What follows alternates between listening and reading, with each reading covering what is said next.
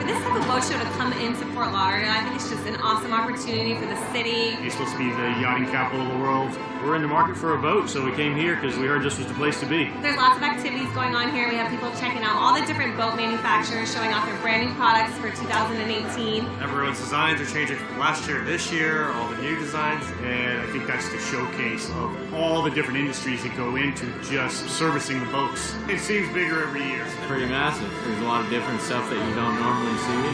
It's just pretty neat that everything's here in one area. Lots of boats, lots of manufacturers, and we're having a great time.